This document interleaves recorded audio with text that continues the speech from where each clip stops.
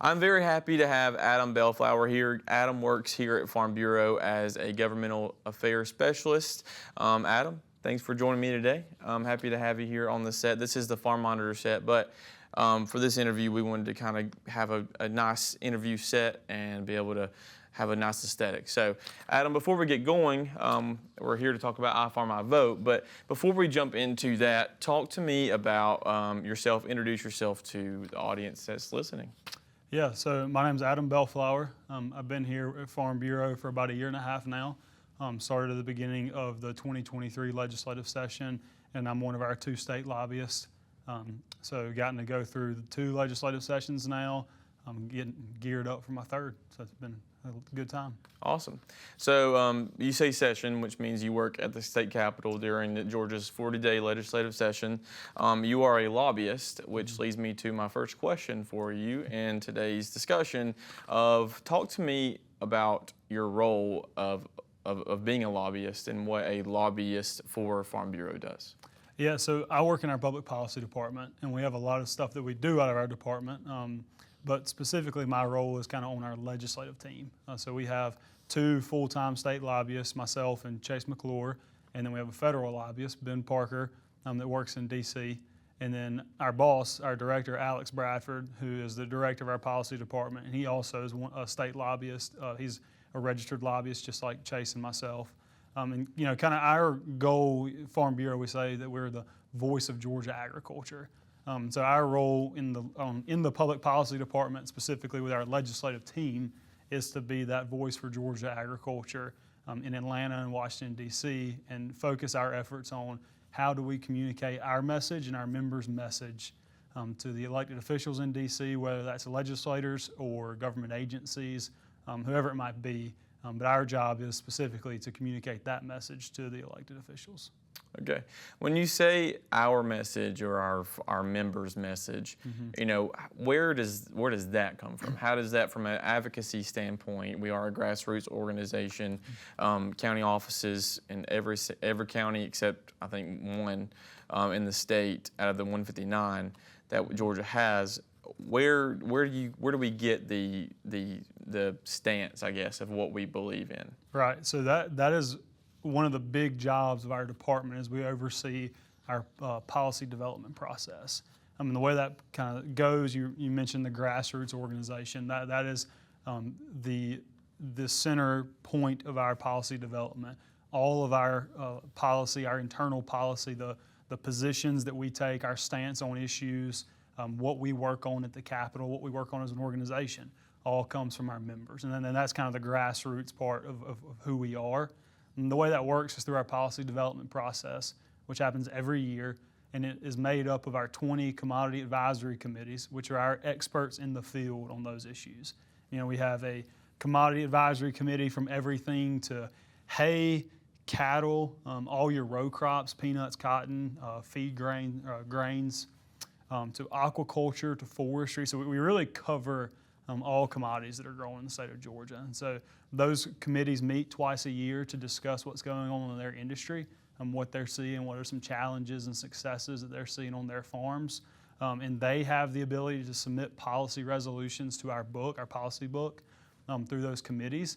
And then also each county has the opportunity to submit policies from their county. So, you know, what are the challenges, what are the successes they're seeing geographically, like locally back home in their county. And all of those policies that come from the committees and that come from the counties get pulled together, and we have a policy development committee. They'll meet twice during the fall here in Macon at our home office, and they'll get together and they'll discuss, they'll debate, they'll go through every policy that's submitted through those committees and through the counties, and they will can amend those policies, they can delete those policies, and they can also vote those policies through to December, to our big Georgia Farm Bureau convention down in Jekyll. And then all the voting delegates from across the state come together in December, and they also go through again and they review all their policies. You know, they can amend them, they can delete them, they can approve them, and once all those policies are voted on, if they're approved, then they go into our policy book. And that policy book is our tool in the policy department on our legislative team. We take that policy book and we use that to understand our position and our stances on issues, and really to we use that policy book to look at what we're going to work on that year. So we're here to talk about I Farm, I Vote. Go into, because that is something that that you guys from the public policy department, this initiative that you guys work on and are working on. Explain to those listening, what I Farm, I Vote is and what it's meant to do. Yeah. So the I Farm, I Vote campaign, it's really two-part. It's one, a voter turnout campaign. We encourage our members, we encourage rural communities and farmers to get out and vote, and the importance of voting. Voting is the way that you make, as an individual, that you make your voice heard in the political process. It's the way that you have the power to choose who represents you, whether that's all the way down to the local level to your Board of Education and your commissioners, your tax commissioner, your local judges, to the state level, whether it's your state representatives, your state Supreme Court members, your state senators, your governor, all your constitutional officers, all the way up to the federal level. It's your Congress, your congressional delegation in the state. It's your U.S. senators.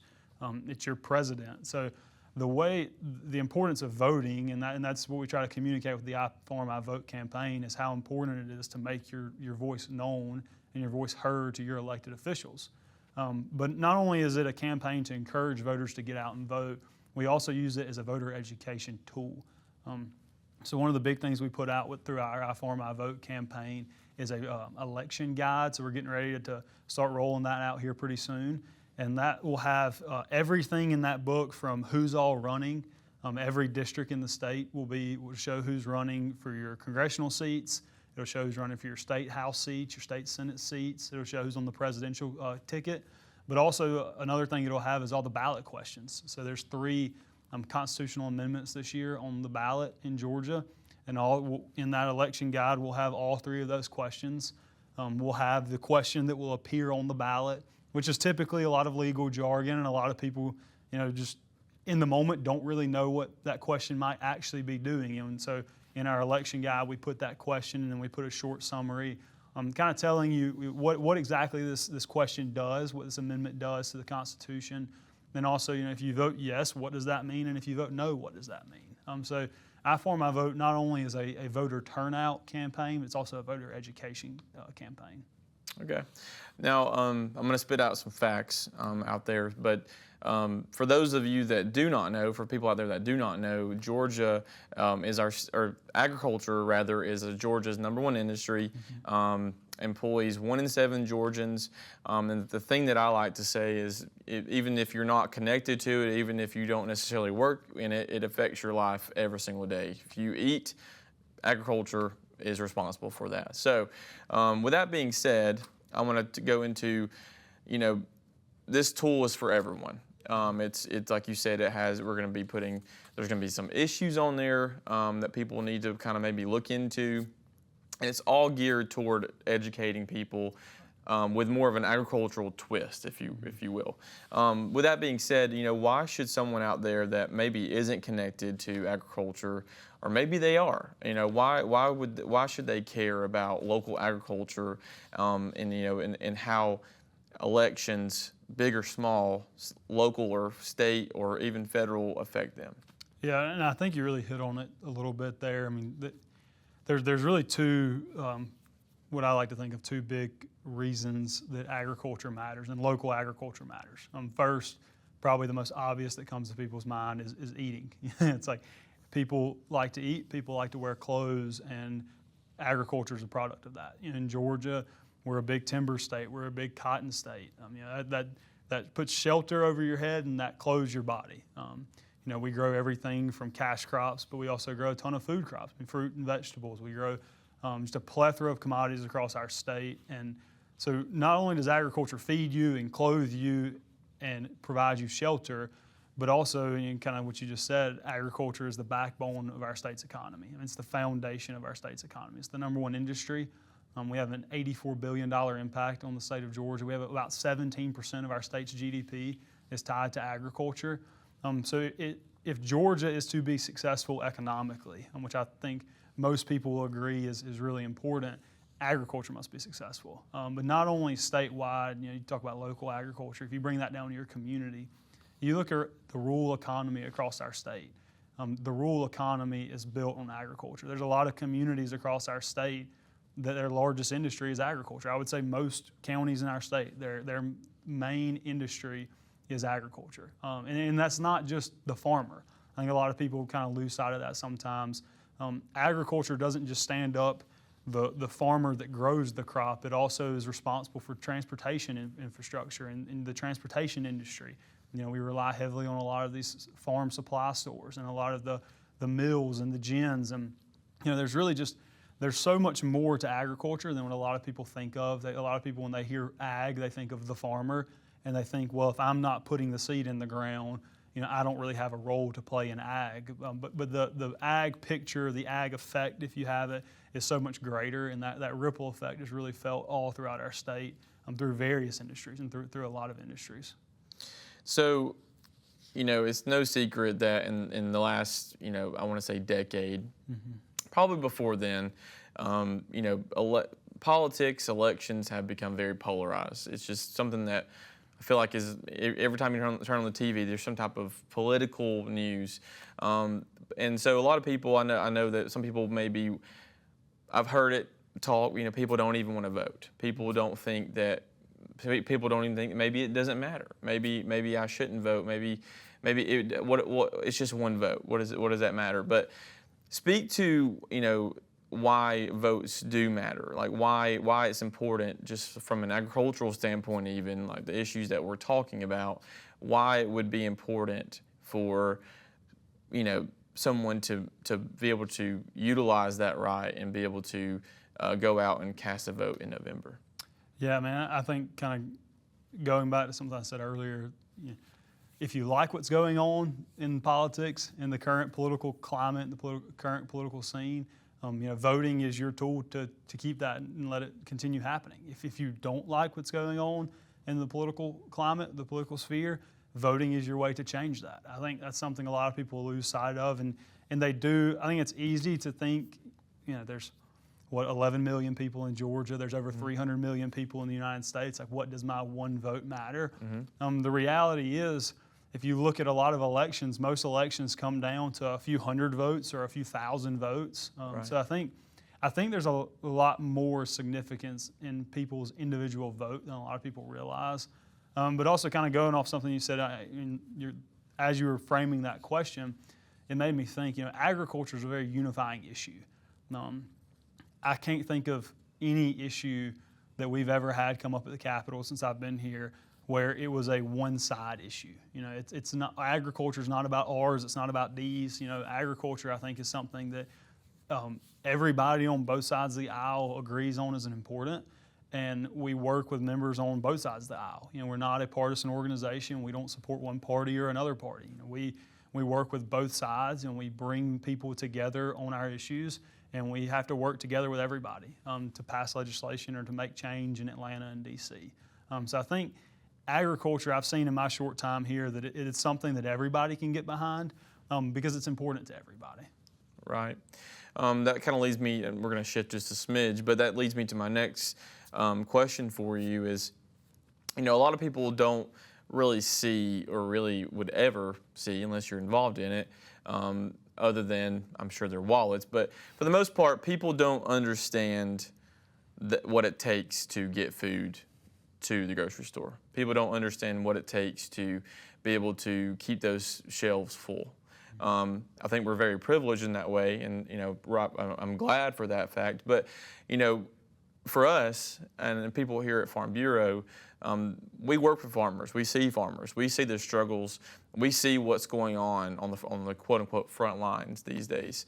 There's just a lot of things going on in our world, in the agricultural world, that a lot's at stake, if you will. So things seem to be at stake. Let me just put it that way. I'm no expert. I'm not ever going to say that I am, but I speak to farmers every week. I'm on the road. I'm going out to their farms, and I hear prices are low, prices of inputs are high. There's no market for my crop right now. So I'm not going to steal your thunder, but I'm going to ask you, with that, all that being said, with what we're speaking about here, with what, what matters most, and how I Farm I Vote ties all this together and all the issues. If you can, what are some of the big things that you guys see or you see that are, big issues in agriculture right now that people maybe should be more informed on or maybe even aware of? Yeah, that's there's definitely a lot. Obviously, we could talk about on that. I think whenever I think of the big issues that we work on, the first thing that comes to mind, especially on the state level, right, is tax issues. Mm-hmm. I think a lot of people maybe don't, when they think agriculture policy, the first thing that comes to mind might not be tax policy. But I think our state has really set up well to ease the citizens' tax burden. It's been something, if you watch the news, if you keep up with state politics, that's probably something you've heard a lot about recently. But on the state level, we have a lot of programs to benefit farmers and to try to help increase margins as much as we can by reducing the tax burden on our farms. There's a lot of the first two big programs that come to mind are GATE and CUVA, the Georgia Agricultural Tax Exemption Program and the Conservation Use Value Assessment Program. So I think on the state level, tax is a huge thing. But on both levels of government, I think another thing is government regulation and overburdensome government. That's something we fight against a lot. Is we want to level the playing field as much as we can, not only amongst other states and the regulatory burden that farmers might face, state to state. We want to be on an even playing field with our surrounding states, but also federally, internationally. How do we set our farmers up in D.C. to succeed, and how do we try to fight against overburdensome regulation coming down out of the federal government? So that's definitely two huge things. But other things that we see, especially on the federal level, is trade policy. Foreign policy is really important in agriculture. How do we market ourselves and not only Georgia agriculture, but agriculture in America? How do we market ourselves to other countries? And a lot of foreign policy and a lot of trade policy comes into that. So there's a lot of things we could talk about, issues that are facing agriculture. But I think the two that really come to mind where the government can really step in, where government really does step in and affect our farmers and our producers' bottom line the most, would probably be government regulations and good tax policy. I think those are two big areas that if our state continues doing what our state's been doing and easing that citizens' tax burden, I think it helps farmers' pockets and it helps their bottom line. And if we can fight in D.C., fight against overburdensome regulations and overburdensome government, I think those are two big areas that we can win. So those are, you spoke about some things on the state level, taxes, government regulations here in Georgia. What are some things on the federal level that maybe voters, maybe they should be aware of? Yeah, and I think, looking at this year's coming up elections, not only do we have a lot of elections going on, but every congressional member is up for re-election, which has a ton of implication for Congress, obviously. And then the president is up for election, which again has a lot of implications. Right. One of the big implications I think is oftentimes overlooked in a presidential election is the president gets to appoint the head of all the different government agencies in D.C. So that has huge implications. We think about a lot of the labor battles we've been fighting recently with H-2A and trying to provide adequate labor sources to our growers, especially those very labor-intensive crops like fruit and vegetables. But then also we think about some of the action in Congress and what that means for agriculture. It is a farm bill year. It has been a farm bill year for those following. How many years? Yeah, the 2018 farm bill has expired. They've been working on the 2024 farm bill now for a year and a half. And we're hoping there's been a little more movement there. And really the whole ag community is pushing for a farm bill right now. And there's a lot of holes in the industry that we're kind of looking to a new farm bill to fix and to really shore up. So I think that's a big thing. As you're getting out and you're meeting the candidates and you're meeting people that are up for office, especially those federal positions, stress the importance of a farm bill. Stress the importance of good labor policy in supplying our labor needs in the ag industry. I think that's two big ones there. And then also, I mentioned a little bit earlier trade. A lot of that trade policy is set on the federal level. So think about those three things. I would encourage you as you're talking to your congressional candidates, talk about the importance of a farm bill, talk about the importance of filling those labor needs on your farm, and talk about the importance of good trade policy and the way that agriculture depends not only on domestic markets but also on international markets as well. Awesome. Last question for you, Adam. Speaking about iFarm, iVote in particular, for someone out there that's watching this, listening to this, that's interested in maybe supporting the campaign, spreading the word about the campaign, or even learning more about this campaign and this tool that we have that you guys are working on, where could they go? What could they do? How do they find out more? Yeah, man, I think like anything at Farm Bureau, it starts at the county level. I would encourage anybody that's listening, anybody that's out there, if they want to get involved in Farm Bureau, if they want to get involved in the iFarm, iVote campaign, get in touch with your local county folks. Our county offices are the crutch of what we do. Our county boards, our county presidents, and the members in each county around the state, that's what gives us our grassroots strength.